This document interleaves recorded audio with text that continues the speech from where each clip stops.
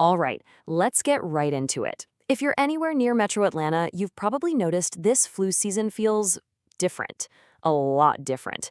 But there's a specific kind of hidden danger that goes way beyond just a fever and feeling wiped out, especially if you have a surgery coming up. We're going to break down exactly what is going on. So let's start with just one number, over 500. That's how many people just in the 8-county metro area have been put in the hospital with the flu since October. This isn't just a bad flu season, you guys. This is putting a serious strain on our entire healthcare system. So what's driving this thing? Well, the answer is a specific new strain of the virus that is proving to be, frankly, way more aggressive than usual. This is not your typical flu bug, and it's creating a whole new set of challenges for patients and for doctors all across the area. So, just how serious is this? Well, public health officials have put the entire state on the highest possible alert level. The absolute highest. And here's the chart that really puts it all into perspective. Yeah, flu activity is high pretty much everywhere in the US right now, but Georgia, we are in that very high category. That is the most severe label the CDC and the Department of Public Health can give. It basically signals that we're in a critical situation. And this severity, it has a truly tragic cost. 29. That's how many people in Georgia have died from the flu just this season.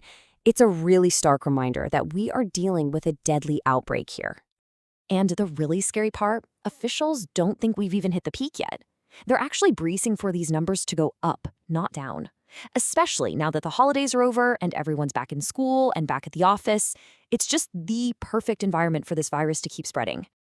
So, let's actually meet the virus that's causing all this chaos. Yep, it has a name, and understanding what it is, that's the key to understanding the risk. It is called Subclade K, and all that really means is that it's a super aggressive mutation of the normal type A flu virus we see all the time. You can kind of think of it as the regular flu, but on steroids. So why is this one strain such a huge concern? Well, a few big reasons. First, it has what's called high virulence, which just means it's extremely good at making people sick. Patients are reporting this insane fatigue and really high fevers. And here's the kicker. This season's vaccine only partially covers it. That means the shot helps, but it's not a perfect shield. And this is where it gets real for the medical community. Anesthesiologist assistant Ariana Lyons puts it perfectly. She says, because that vaccine isn't a silver bullet, it puts all the pressure on medical teams to be extra careful.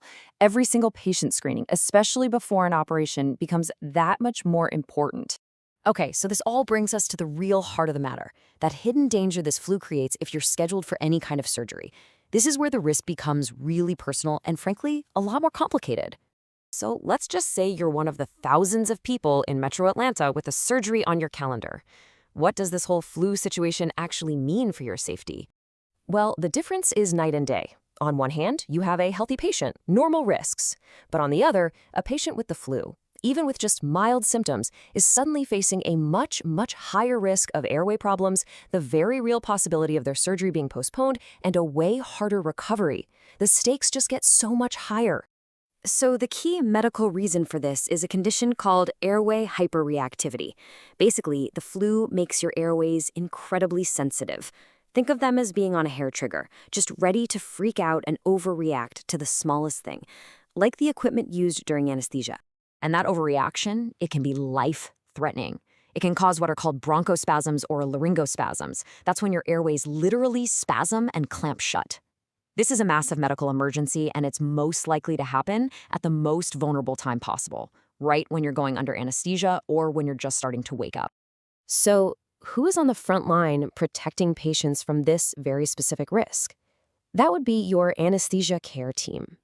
These are the experts whose entire job is to manage your safety and keep you stable through any operation.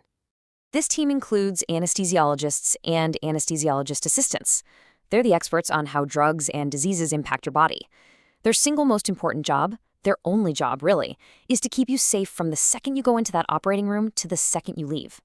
And to handle the threat from this Subclade K flu, these teams have a very clear playbook. First, they have to carefully check your airway for any signs of that hyperreactivity we just talked about. Second, they screen you for any active symptoms at all, even if they seem minor. And third, they monitor you like a hawk after the procedure is done, because complications can still pop up. Now, this means they have to make some really tough calls. As Ariana Lyons says, even symptoms you might just brush off, a little cough, a low-grade fever, could be enough for them to postpone a surgery. And look, that is no doubt frustrating. But that one decision is made for one reason and one reason only, to minimize the risk and keep you safe. So let's zoom back out. What does this all mean for the rest of us? Let's pull it all together and talk about the most important things for everyone in Metro Atlanta to know right now. Ultimately, what this whole situation really drives home is how critical it is for all of us to be educated about the risks and for our clinical teams to stay super vigilant. Right now, being informed is our absolute best defense against this thing. And it really leaves all of us with a fundamental question to ask ourselves.